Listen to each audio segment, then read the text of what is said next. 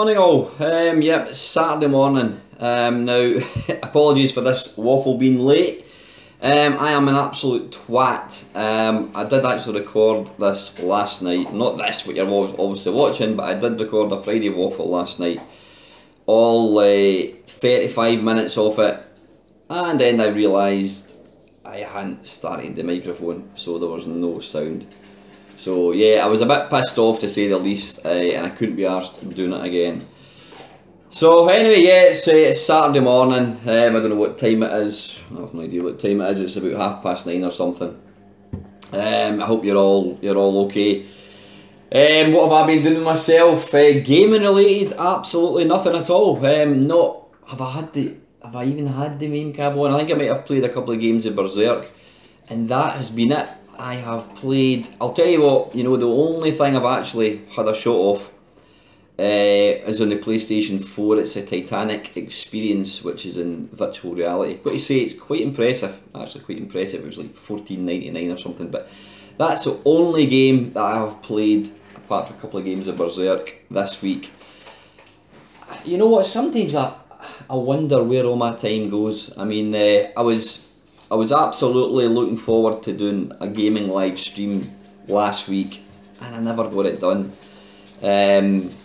I've just been stupid busy with real life. All the time it seems to drift away, and yeah, suddenly all the things that you plan to do, you don't end up doing.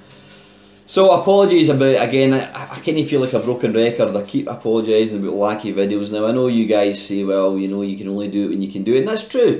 I don't get paid for this. I don't have Patreon. I don't get any money for doing this. I'm still waiting on a penny for making videos, which I'm not going to hold my breath for. So, this is purely a hobby. If it's a full-time job, I mean, there's plenty of full-time YouTubers out there. If this was a full-time job, then absolutely you would have videos getting put out, and it does, I do get a wee bit, not disappointed, but I would love to be able to be back to where I was with videos, 2, even a year ago. I mean, I had a lot of different features, and I'm so aware that in the last sort of 10 months that the only type of videos I seem to do anymore are these, the sort of Friday Waffles, and I do the occasional gaming live stream.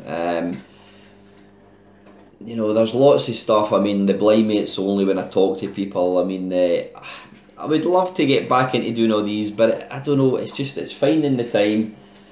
And I suppose I've got to be honest with myself. As I said, this is purely a hobby, and unless that was to change, then it's always just going to be a hobby. Now I've got other things going on in my life. I've got other hobbies, I've got other interests, other things that I want to focus on, and that's always going to take priority over me making videos, unfortunately. But I do, and I absolutely will. I'm kind of in a stage of transition with my personal life at the moment. There's the job, and there's other personal stuff as well. So I am in a transition period, and I'm quite comfortable that probably 6 months, maybe not even as much as that, I will be in a better place. Not that I'm in a bad place, absolutely not. I'm in a good place, but I think my life will be a bit more structured and settled down, I think, and it'll give me more time, to start getting my ideas again back to the channel, getting stuff going again, because I absolutely love YouTube. I really do. I love making videos. I love all you guys. I love the interaction, and I don't ever want you guys to think that I'm going to be knocking YouTube in the head. Far from it. Maybe if I was ever going to do that, it would have been 6 months ago, but I've not done that. I've rode it out, and yeah, I'm not exactly putting out much content. I mean, I think this is the first video I've done all week, which is a bit rubbish, and I absolutely promise you I am going to get back to making videos, but it has to be when I'm ready and I've got the time. There's other things I need to focus my attention on at the moment.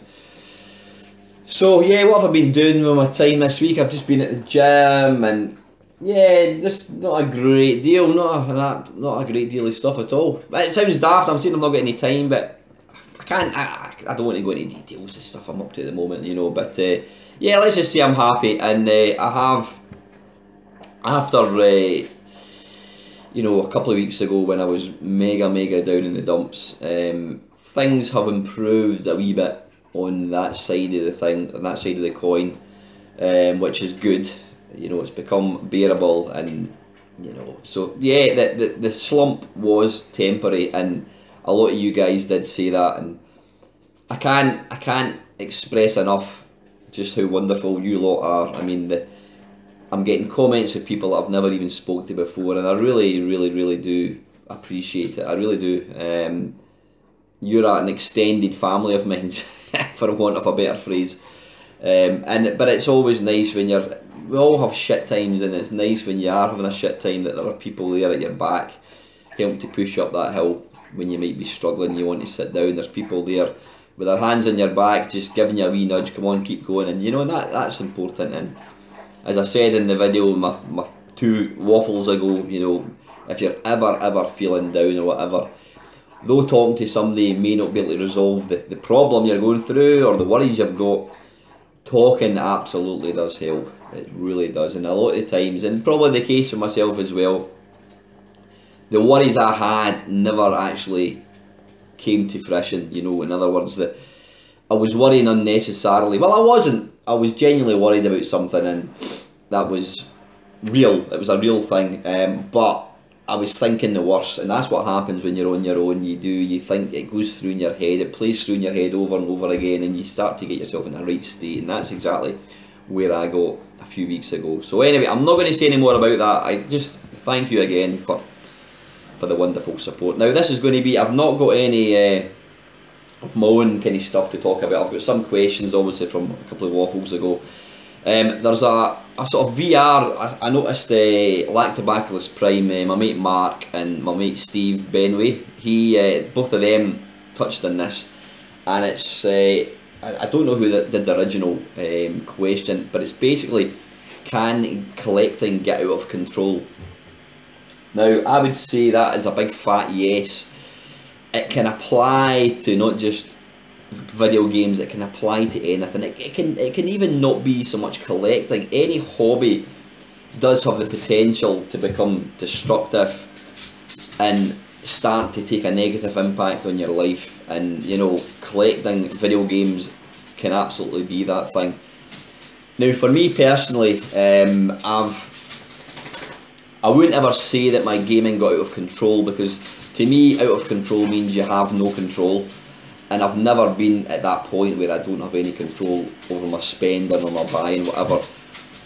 I would probably say for me it became more of an addiction, to the point that, you know, I was a member of, there's a Facebook page, I don't know if it's still going, Retro for Sale I think it was, and if you can hear the tip tap, and I've got 2 dogs, they're playing, they're just kind of fighting, and because I've got laminate flooring, their claws, you can hear their claws in the laminate flooring. They always decide to do it here. Right, away with your rope, do it through there, hurry up. My dog Jax looks like an Ewok, it's quite funny.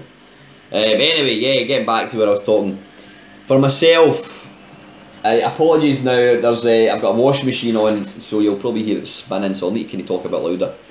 Yeah, for myself, I was a member of this Retro for Sale Facebook page, and it's exactly what it said in the tin. People were offering up various bits of hardware and games. Now, I just found it very very difficult to say no. So when somebody put up an MSX computer, I would go, oh, I think I'll buy that, and it got to a stage where I was finding it hard to not buy stuff. And don't get me wrong, I mean, it was never to the point that I couldn't afford it. Yeah, it might have gone on a credit card, whatever. But it was never any big, it was never huge purchases, you know, I don't know, maybe 100 quid or something, you know, which is still a considerable amount of money, but it was never to the point where I was like getting into financial strain or financial debt that I couldn't manage. It was never at that point. But I just found myself, I found it difficult to say no, and I was buying all these bits of hardware, and not so much games, because as I've said before, I'm not a games collector. I prefer to have one of the SD things where I can just plug it into the back of the computer and away I go. So it was never about the games, but it was all about buying all this hardware that I never got to own as a kid, and it did become obsessive, it did become addictive. And the big problem for me was I didn't have the room to actually have it on show or to even use it, and so a lot of the time the stuff I was buying was going up in the loft, and it was sitting in the loft, which is just daft. And I think for me, and it's probably the same for a lot of people, the collecting was kind of filling a bit of a void in my life. You know, I don't want to go into too much detail again, but as you know, my wife and I separated, very, very mutual, you know, and I don't think I've ever actually said that. My wife and I get on great, we really do. My daughter, we're all happy, the three of us are very happy with the arrangements now. But I think where my relationship was lacking, I was filling that space with collecting stuff, buying stuff. And does it make you happy? It makes you happy briefly, but it is only kind of short term. But I think the big realisation for me came about last July, or not last July, last May I think it was. It was when my wife and I, we decided we were going to go our separate ways. I realised I had to get the loft cleared out. I had to empty the loft because I knew there was a lot of stuff in the loft, but I didn't realise just how much. Now my sister, it was a few months until I got my own house, but I wanted to get the stuff out of the house in readiness for kind of moving. But yeah, anyway, so I had all these crates and that kind of stuff. So what I did, yeah, my sister very kindly gave me the loan of her garage. She says, look, you can get all your stuff into the garage, and then when you're ready to move into your own house, you can move it out of there and everybody's happy. So I started over probably about a week to empty the loft. And I absolutely freaked. So here we go, this is going to start getting really loud, so I'm going to have to talk louder. That's not too bad. Anyway, yeah, so over the period of about a week, I started to empty the garage, empty the loft, and I ended up filling up. She's got a big double garage. I ended up filling up her double garage with all my stuff, and it was, I really had no grasp of just how much stuff I had.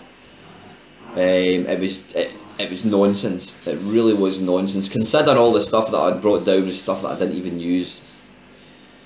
So anyway, it all went into the garage, and then when I eventually got my own place, where I'm sitting in now, my mates, I got three of my mates. The washing machine's kicking in a wee bit. Hopefully you can still hear me all right. Yeah, I got three of my mates to help me move house, and I hired a big, it was a Luton van I think it was, and for the first run we managed to get virtually all the furniture. I think we took 2 runs to get all my furniture and all my belongings in, and then my mates thought they were finished, and I'm like, no.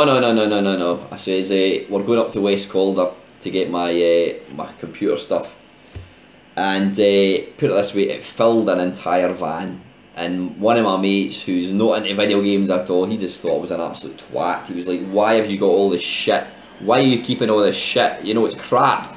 As far as he was concerned, all this was just garbage. You know, old computer games, he doesn't grasp, he doesn't understand the sort of the nostalgia or anything at all. And I don't expect that, because everybody's different. But anyway, we got all the stuff into the van, up to my house. And they're like, where do you want to put it? And I says, put it in the spare room. And my entire spare room, the whole flooring space in my spare room was taken up with all this computer stuff. And I remember at night time looking at all this stuff, and I actually felt a bit sick. I felt quite sickened with how much stuff I had, and I didn't know what to do with it. I thought, I've got to live in this house. Where am I going to put it? I don't know where to put it. But over a few weeks, I started going through stuff, and I sold some stuff, not a lot. I didn't sell anything that I didn't want to sell, if that makes any sense. I mean, most of the stuff that I sold an Amiga 1200, which I had. I sold a Mega CD and that kind of stuff. I sold quite a lot of stuff, but it was stuff that I never used. It was stuff that I didn't want to use. I was determined I wasn't going to sell stuff that I would then regret, like my Vectrex. I wouldn't sell stuff like that. So I managed to sell a lot of stuff, but I've still got a metric. Now I'm not going to swear, by the way, because I noticed my Friday Waffle from 2 weeks ago cannot be monetized because it says it's inappropriate, so I must have swore. So I'm going to try and not swear in future videos because it's not big, it's not clever, and fundamentally it means I can't monetize it. Not that I get any money from it anyway, but I don't want the videos to be, I want them to be kid friendly, you know what I mean? Because I know a few of my mates' kids do watch it, so I don't want to swear because it's not clever at all. But anyway, yeah, I felt physically sick looking at all this stuff. And I have now reached, I kind of looked upon my hobby as a line going up. It started off here, collecting. Then it got to a summit, and now I've reached that plateau where I don't ever want to buy. I wouldn't say never, but I'm not interested in buying anything else. I'm not interested in building my collection. I mean, I've never been a person to build it for the sake of building it so I can say, oh, look what I've got. I buy stuff that I like, that I want to look at, I want to be able to play.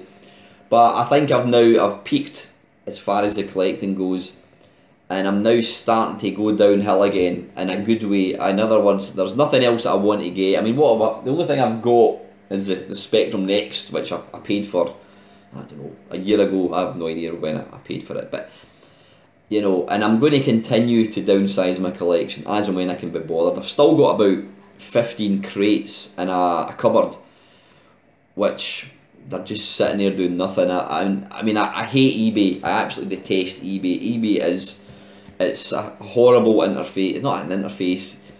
You make virtually nothing on eBay. You sell something for £100. By the time you take off postage, by the time you take off seller's fees and all that kind of stuff, you're thinking, why did I bother? I mean, I'll give you an example. I sold a Spectrum Plus 2 about 6 months ago, and it sold for, I think, £4, and by the time I'd taken off postage, I think I made £1.20. That was what I actually made.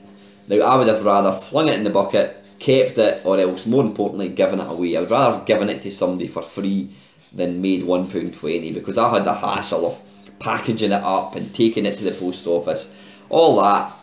I was going to say my word bollocks. Yeah, I can get away with bollocks because I don't think the YouTube algorithm knows that bollocks is a bad word.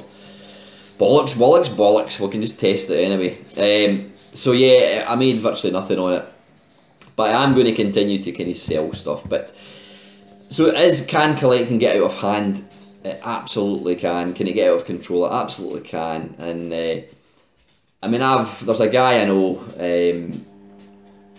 He used to go to the computer club.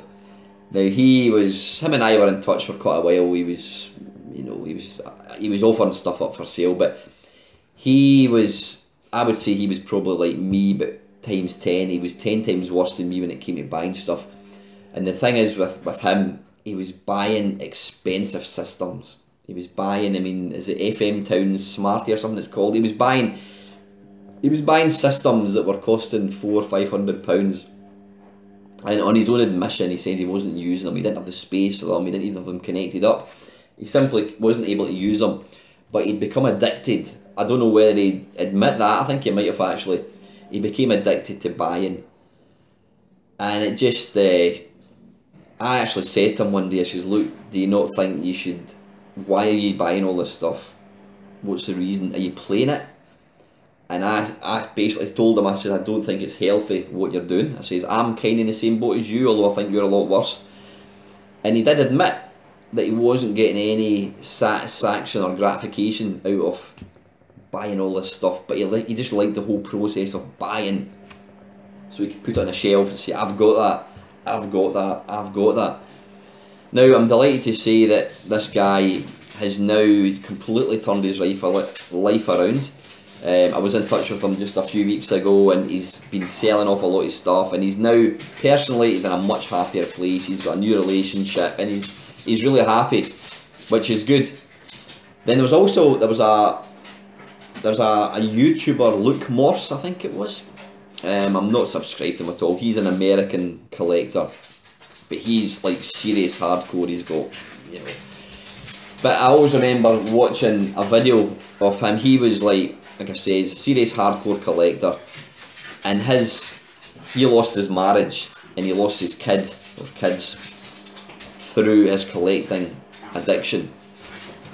And there was a video that he put out, and I'm not, you can go into Google and have a look for it, I don't even know if it's still there, but basically this guy broke down on YouTube talking about how he had lost his family and all that because of his collecting. Hang on a second, stop it, go out there and play with the rope. Out there. Through there and play with it. Just kicking off. Go and play with a rope through there. Yeah, this guy basically lost his family, lost his wife, lost his marriage because of collecting, and you know that's a stark warning. That's what can happen. Not just with video games. It can happen with anything. It can happen with, you know, alcohol abuse. It can happen with any hobby that you're too much into. And I think the collecting part plus the YouTube part for me personally, I've taken it away. Obviously now that I'm out of that relationship, you do have to look back and analyse, why did I get into this situation? Was it her fault? Was it my fault? Now, in the case of most people, I would say there's always joint fault when a relationship breaks down, whatever. And I was completely aware of that. I was no saint. I'm not perfect at all. And I do know, whether I would like to admit it or not, that my gaming indirectly did affect things, because I was spending my money on stuff whereas I possibly should have been spending it elsewhere, if that makes any sense. Maybe, you know, other holidays. I don't know. I don't want to go blaming myself, but yeah, I do know that my allegiance, my hobby for spending could have gone elsewhere. I don't know. The YouTube thing definitely did. I did, like I said, I did fill a void in my life with YouTube, and indirectly that could have possibly influenced. In other words, if I'd maybe spent slightly less time on YouTube and maybe more time with my family, I don't know. It's water under the bridge now, it really is. But the point is, you're never too old to learn. You should always be learning. There's a phrase, when you're talking, you're not learning anything. If you stop and listen to people, you know, you're going to learn. And yeah, for me, you've got to look upon what happened, why did I end up here, and if you can try and learn from it and don't make these same mistakes, then you're going to be a better person. You're probably going to end up in a happier place. So I think that is possibly the reason I'm not making as many videos on YouTube now, because I just want to put my energies into other parts of my life. I will still keep this going, but my priorities have moved on a wee bit. And you know, but yeah, absolutely, gaming, collecting can become out of control. I mean, there's a guy that used to go to the computer club. He's not been there for a long time, and he had 2 rooms. I'm talking massive rooms, absolutely ram-packed with hardware and games. And you know, for somebody who likes games, it was like, wow, it's like being in a sweet shop. But this guy had so much stuff that he simply never ever used any of it, because he had so much stuff. And that's a flip side to having too much stuff. You just don't have the time or the place, or not the place, you don't have the time or the inclination to actually use it, because you've just got so much. So yeah, that isn't a good thing. So can it get out of control? 100% it can. So right, what I'm going to do, how are we doing for time? 25 minutes in. I'm actually going into Edinburgh in about, and it's going to kick off again, the washing machine. I'm going into Edinburgh in a wee while, so I want to get down to the gym. Now I think, I'm just looking at... Disclaimer, do not do this. Oh, shut up. Right, wait a wee minute, I need to go into... where's the Friday Waffle from a couple of weeks ago? There we go. Right, Friday Waffle, 22nd of February. I'm sure there was a question that Kev down the rabbit hole asked. This version, bollocks, this isn't going to... Arse. Right, wait a minute. This version of YouTube doesn't support comments. And it's not going to let me update my app. Right, what I'm going to do is I'm going to pause it and go and get my phone. Back in a tick. Right, I'm back. I've got my phone. Let me see. I'm sure it was Kevin. Yeah. Right. Okay, Kevin. This is a question from Kevin, or 3 questions. Hi Alan, a few more random questions for you. Now, apologies about shouting because this washing machine's going to start making a lot of noise. First of all, if you consider yourself the typical PSVR user, do you reckon the market is really big enough or enthusiastic enough to warrant Sony to make a PSVR version 2 for the PlayStation 5? I think it probably is, Kev. I mean, I would not say I am the typical PSVR user because I don't use my PlayStation anywhere near enough or that's maybe wrong to say, not that you should be using it more, but I don't use it. I can go for a whole week without using it, whereas I think the regular PSVR, or so the regular PlayStation user, would use it more than I do. I think the PSVR is an awesome bit of kit. I think PlayStation they've probably done more than any other company to kind of bring it into mainstream gaming. I mean, the thing is though, I don't think it's...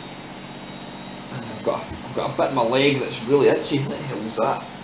Looks like I've been bit with a bug or something. Been bit with a flea or something. I've got wee bite marks. Don't know. Anyway, what was I talking about? Yeah, PSVR. VR is... I think until VR gets to a point where there are no cables, there are no clunky headsets on your face, and you can just press a button and start playing it, then I don't think VR is ever going to become completely mainstream. Because I mean, for example, the PlayStation VR, there's a lot of cables. If you've ever actually set up one, there are a hell of a lot of cables you need to set up. You know, and you've got to obviously be in a specific area to actually use it. And I believe, like, is it the Oculus Rift and is it the Vive is even worse. You know, they're not really user friendly. There's a lot of cables, and they're intrinsically they lend that you know, when you're using VR, it's not a group hobby. You can't have lots of people all using it. You know, it's very much you're on your own. You've got this bloody big headset. It's not so bad in the PlayStation VR. Stop it! It's not so bad in the PlayStation VR because other people can watch the TV to see what you're actually experiencing, right enough. But I think I mean, my mate Lawn Boys Post 1975, Dave, he's got the I can't even remember what it's called again, the little portable headset. I think once VR, or if it does become truly portable, in other words, a little headset, everything's built in, you plonk it on your head, there's no phones or cables. If it gets to that stage and it's super powerful, you know, it can run full games. Because the problem is with a lot of games, or they're not games, the problem is with PSVR or VR in general, actual full games are quite thin in the ground. I mean, there's a few cracking games to the PlayStation VR. There's Wipeout, which is awesome, though I can't play it because I just get motion sickness. There's Resident Evil 7 as well. But it's still kind of in its infancy, you know. A lot of the apps are just experiences rather than full games. But if things move on that you do get full games and it's easier to set up, then I think VR may become more mainstream. But I don't think it will ever take the place of somebody sitting on their couch with a controller in their hand. But to answer your question, is it viable for Sony to bring out a second one? I think it does. I mean, I think the PlayStation VR has sold by the bucket load. And it's good because, you know, look at 3D TV. 3D TV was it ever big? I don't think it was. It became massively popular in shops, 3D TVs, and I was kind of, oh, I might buy one. I'm glad I didn't, because you can't even buy them anymore. They're not even a thing. Well, maybe you can buy them, but they're certainly not the. You know, I don't think you even get any 3D channels. I think Sky were doing 3D channels for a wee while, but I don't think you can even get that now. But yeah, PlayStation or Sony have really pushed VR out there. They have made it probably more mainstream than Oculus or the Vive were able to do, but I don't think it's ever going to be as mainstream as normal, you know, casual gaming. But yeah, I do think, Kev, I think they've sold a lot, and I do think there's scope for Sony to bring out a second one. I mean, I think it's amazing. A lot of people say, yeah, the resolution, and is it the screen door effect, or is it the barn door effect where you can see through the pixels? It's not the best, but for somebody like me who doesn't really, I don't get off in resolution and frame rate, I think it's amazing. But I could imagine if it was like HD quality VR, that would be something else. Basically like what you get with a PC, but you know, you don't want to pay £3,000 for a PC. So second question, here in North America, back in the 90s, a lot of video rental stores also allowed people to rent gaming consoles and cartridges. But was that ever a thing in the UK? Not video game stores, video film rental stores did. I remember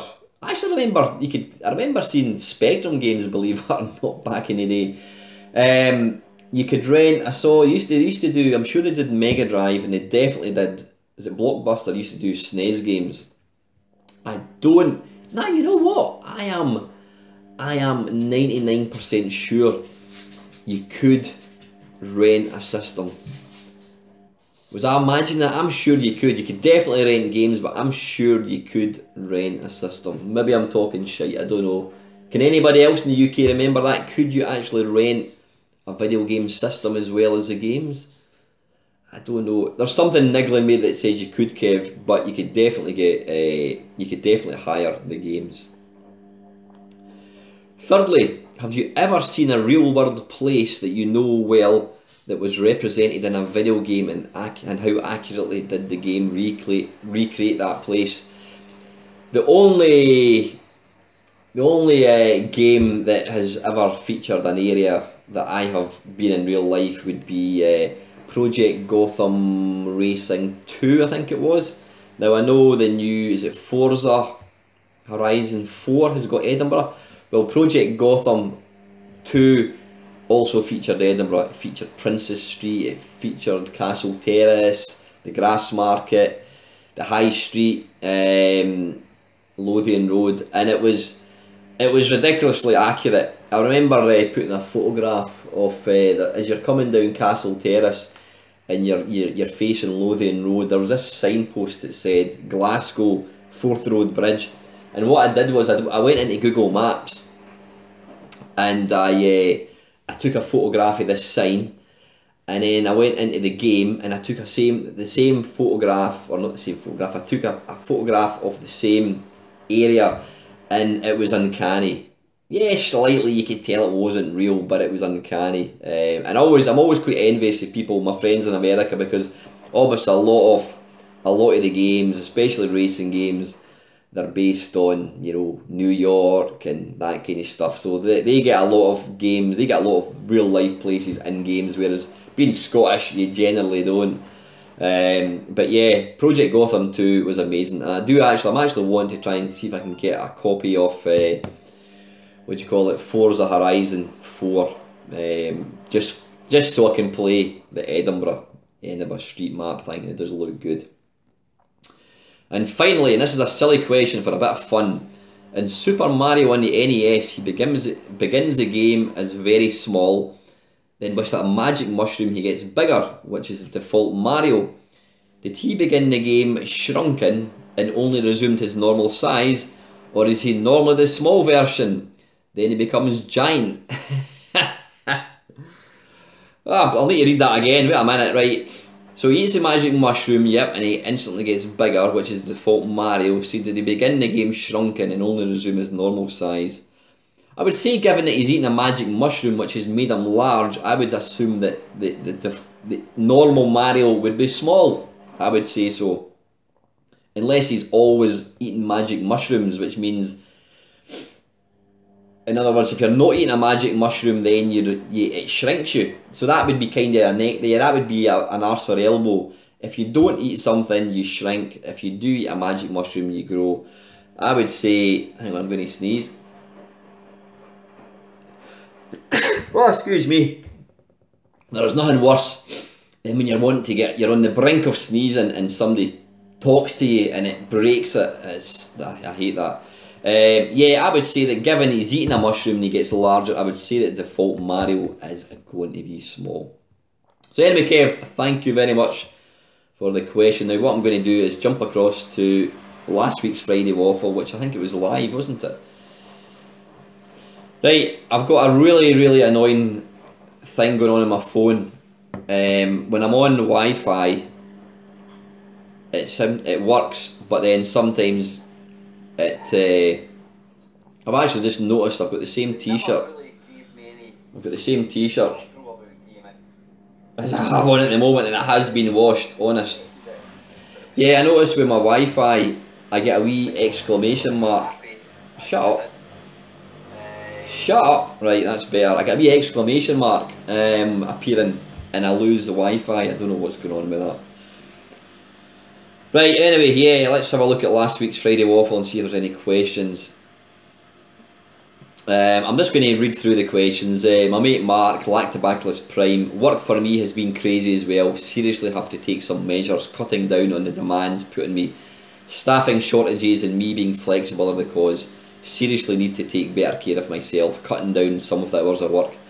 Luckily I find that I am granted the manoeuvring space to actually make that happen. Most of the time I can't be on the live streams as my schedule mostly isn't compatible with the times people stream. Yeah, that's a true fact, Mark. Making YouTube videos does take quite a bit of courage. Trolls often are just petty people being envious and spiteful. Absolutely. Their opinions don't matter. They can be annoying, but as we are tracked online these days, the interwebs and Facebook probably has labelled them as trolls anyway. Yeah, absolutely. Right, I don't think there's any questions there. Hang on a little second. It's Failed Channel is asking, we ran out of time for my question. Oh, sorry, that was, yeah, but I did the live stream. Yeah, there was obviously questions getting asked. I do apologise. We ran out of time for my question as I only caught a bit of this at the end. What TV shows back when you got your C64 did you want to be converted, even if they did come out but were probably crap? I wanted an action game based on Airwolf with canyons to fly through, chasing the enemy like Combat Links. A great driving game for Street Hawk, Knight Rider, and a game based on V, like I designed, which turned out... A game based on V like I designed, which it turns out somebody made much later. Oh really? Oh, interesting. Alright, okay, so you came up with the idea for... Right, okay, brilliant. You came up with the idea for a game similar to Desert Strike. I thought you were saying you designed the actual game that Ocean released. A TV show that I wanted to see converted to a programme. I can't think of any. I was never a fan of TV show video games. Nah, I wasn't really. I can't think of any. I mean, I don't think TV shows generally convert very well. No, I can't honestly think of any TV. I've never ever really been a big TV person. The TV programmes that I liked, Auf Wiedersehen Pet, well, there's a game that is one of the worst games you'll ever play. I mean, I suppose the only, if you could class it as TV, I used to watch a lot of snooker when I was a kid. Darts, I used to love playing darts as a kid. There was obviously, yeah, because I loved playing these loved playing or watching these sports.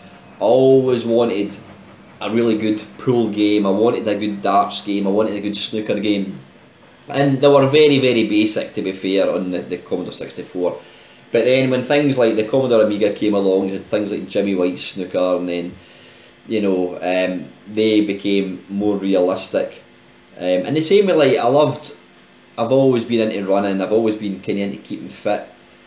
Well, and you know, so like hyper sports and any like decathlon type games, I loved playing all these games.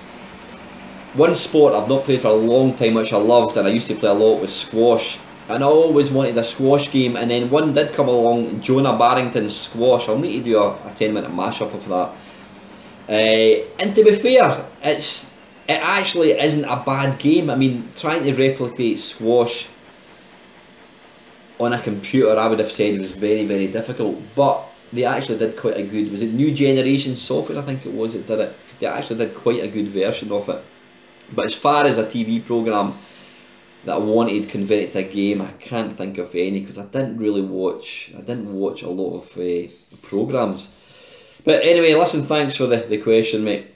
And my mate Chris, Panther UK, for next time, what would you rate as the most impressive game soundtrack? After all these years, it's still the 32-minute Commodore 64 monster tune Gordian Tomb in game. Gordian Tomb? I've never even heard of that game. I'll need to look that up, Chris. Gordian Tomb, so it's an in-game music. I'll need to look that one up. There's quite a few tunes that I love on the Commodore 64, and I'm always going to pick the Commodore 64 because I always think that the music that people manage to irk out of an 8-bit machine is just astonishing. Yeah, Commodore Amiga had better hardware, and yeah, technically you could say the music on the Amiga is better than the Commodore 64. And the PC now, you don't even think about, you know, music in the PC. You just expect it to be like real life sound. I love Martin Galway. I'd probably say Martin Galway is my favourite composer on the C64. Love Rob Hubbard as well. He's a close second. But if I was to pick my favourite SID tune, it would 100% be Monty on the Run by Rob Hubbard. It is an absolute incredible piece of music. It's the Bohemian Rhapsody of 8-bit music. It's astonishing. I mean, I don't know how long it lasts. It maybe lasts about 10 minutes, maybe not quite as much as that. But it's like an opera. It's just awesome. I still listen to it. I don't listen to it every day, but I still listen to it regularly, and it still blows my mind just how good a piece of music it is. It is incredible. If you've not listened to Monty in the Run in the Commodore 64, go and do it right now. It's just, it's an absolutely incredible piece of music. It really is. Yeah, Monty in the Run. I mean, Whizball by Martin Galway, but Monty in the Run is my favourite piece, definitely. Gordian Tomb, I'll need to listen to that, Chris. Anyway, mate, thanks very, very much. I don't think there's any. Is there any question? Hang on a little second. Yeah, my mate Alan is one of my real life mates, because I see Alan at the computer club. So one of the guys was asking me about games based on Scottish culture. Scottish culture games, best I could come up with was Super Gran, and it was shite, and it certainly was, Alan. Magazines have had their day for sure. I'm always surprised to see that while there's very few gaming magazines left, there always seems to be loads of Railway Modeller Club and cross-stitch ones. I suspect this may be due to enthusiasts of some hobbies perhaps not adapting to the internet as much as others. Magazines were invaluable pre-internet from the 80s to help you decide what to ask for Christmas, spend your pocket money on, or to the 90s, Amiga and PC magazines that basically told you what to go to Ingleston Market for at the weekend. Yeah, Ingleston Market was a haven for pirates. I wasn't a pirate. I did not pirate games. I bought games that had already been pre-pirated. But yeah, Scottish culture games, I couldn't think of any at all. So anyway, listen, this washing machine is going to kick in. It's going to drown me out, which may or may not be a good or bad thing. I'm going to get going. I want to get to the gym. I've got half an hour, so I'm going to get away down to the gym, get this video uploaded. Thank you as always, guys, for all your continued support. I keep saying this every week, I will continue to make videos. I'm going to try and get some videos put out next week. I promise you I'm going to do that, and I'm going to probably do a live stream on my main cab. Yeah, I'm going to do that. So anyway, guys, have an absolute wonderful weekend, and as always, thank you very, very much for watching.